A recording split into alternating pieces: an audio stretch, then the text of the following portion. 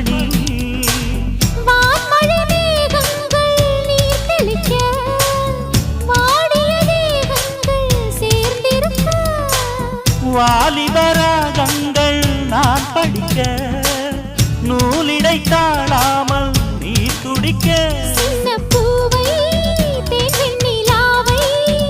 தொட்டு விளையாட ஆனந்தம் கூடாதோ